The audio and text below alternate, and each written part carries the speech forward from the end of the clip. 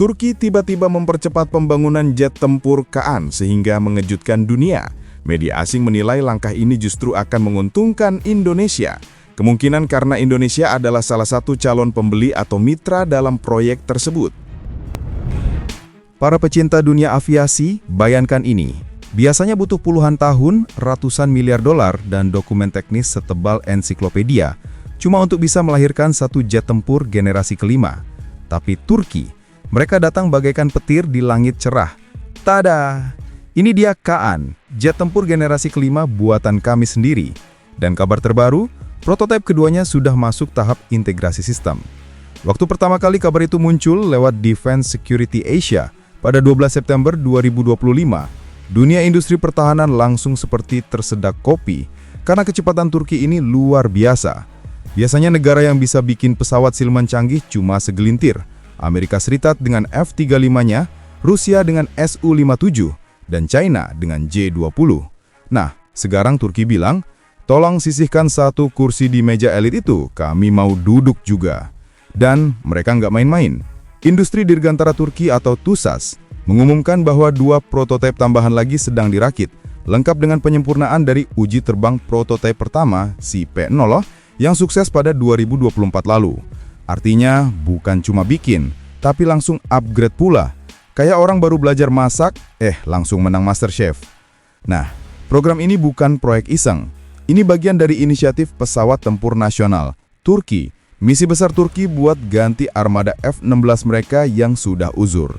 Dan yang lebih dramatik lagi, setelah mereka dikeluarkan dari program F-35 Amerika, Turki nggak mau terus-terusan ngemis pesawat.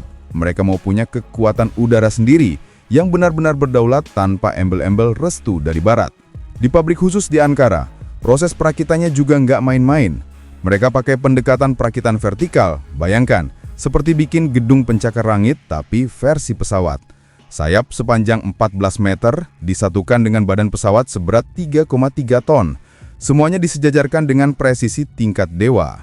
Untuk saat ini kapasitas produksinya 8 unit per tahun, tapi mereka sedang siapkan ekspansi agar bisa produksi massal. Bayangkan, seperti pabrik bakpao, tapi yang keluar itu jet siluman. Dan yang bikin kita di Indonesia harus bangga, nah ini dia bagian yang bikin tepuk tangan. Indonesia resmi jadi pembeli pertama Kaan. Menurut Turdev, sejak 26 Juli 2025, kita sudah mengunci kontrak pembelian 48 unit Kaan. Ini bukan sekedar belanja pesawat, tapi langkah besar. Indonesia jadi negara pertama di luar Amerika, Rusia, dan Cina yang membeli jet tempur generasi kelima dari negara lain.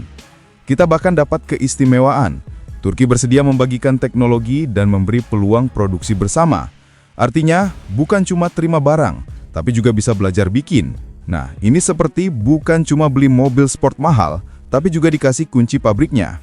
Dan yang bikin negara-negara lain langsung pasang mata elang, Pakistan, Azerbaijan, Qatar, semuanya mulai melirik-lirik.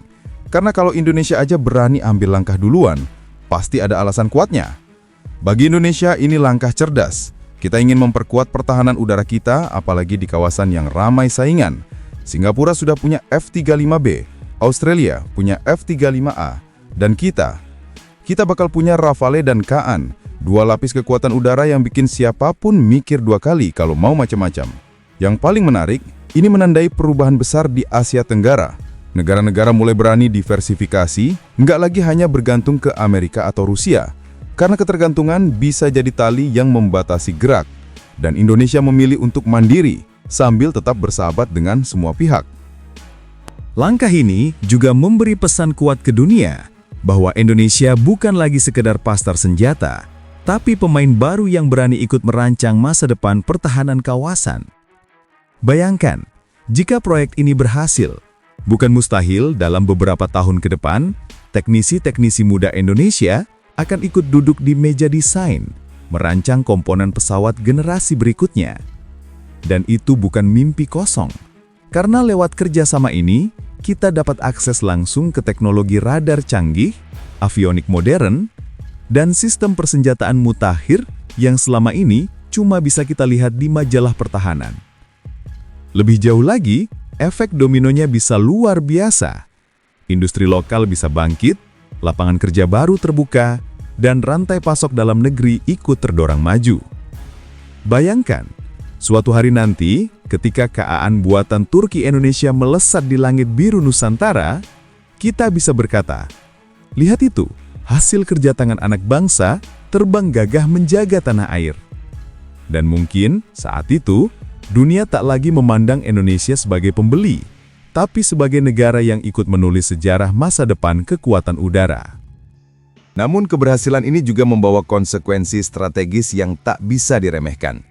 Masuknya Indonesia ke jajaran pengguna jet tempur generasi kelima, berarti peta kekuatan udara di Asia Tenggara akan berubah drastis. Selama ini, dominasi teknologi udara di kawasan didikte oleh negara-negara seperti Singapura dengan F-35B mereka yang canggih, dan Australia yang sudah lama mengoperasikan F-35A. Kehadiran KA-an TARI di langit Indonesia akan menjadi penyeimbang baru, bukan hanya dari sisi jumlah pesawat, tapi dari segi kualitas, jangkauan, dan kapabilitas siluman yang mampu menembus radar musuh. Bagi negara-negara tetangga, langkah ini seperti sirine peringatan bahwa Indonesia tidak lagi bisa dianggap lamban dalam modernisasi pertahanan. Ini bukan sekedar pembelian alutsista, melainkan pernyataan niat. Indonesia ingin punya kemampuan menahan, bahkan menggagalkan setiap upaya agresi udara terhadap kedaulatannya. Efek psikologisnya juga kuat. Bayangkan pilot-pilot negara lain yang terbiasa berpikir bahwa langit Asia Tenggara aman untuk mereka, kini harus mempertimbangkan bahwa ada skuadron jet siluman KA-an bersiaga di pangkalan Indonesia. Setiap manuver, setiap penerbangan, kini harus diperhitungkan 2 kali.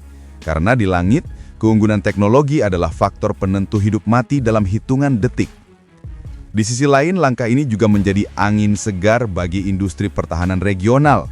Dengan Indonesia menjadi pelopor, negara-negara lain mungkin akan terdorong mengejar ketertinggalan teknologi mereka. Persaingan ini bisa melahirkan inovasi, transfer teknologi antar negara, bahkan peluang kerjasama kawasan yang lebih erat, karena setiap negara ingin memastikan mereka tidak tertinggal dalam perlombaan teknologi pertahanan. Namun di balik semua itu, ada satu hal yang paling penting. Keputusan berani ini menumbuhkan rasa percaya diri nasional. Selama puluhan tahun, kita sering hanya menjadi penonton dalam perlombaan teknologi dunia. Tapi kini, kita mulai ikut berlari. Dan bayangkan, suatu saat nanti, ketika dunia menggelar pameran pertahanan internasional, dan di sana berdiri bangga jet KA-an dengan bendera merah putih di lambungnya. Orang-orang dari berbagai negara menatap kagum, lalu berkata, Indonesia, mereka bukan hanya pembeli, mereka pencipta. Itulah titik balik sejarah, saat bangsa ini tak lagi berdiri di pinggir panggung, melainkan melangkah ke tengah dengan kepala tegak dan suara lantang. Kami siap menjaga langit kami sendiri. Thanks banget buat yang udah nonton sampai habis. Kalau suka, ya di like aja. Kalau merasa cocok, langsung subscribe. Dan kalau jempol udah gatal pengen ngetik, antem aja tuh kolom komentar. Mau debat? Boleh. Mau bercanda? Gas! Yang penting sopan.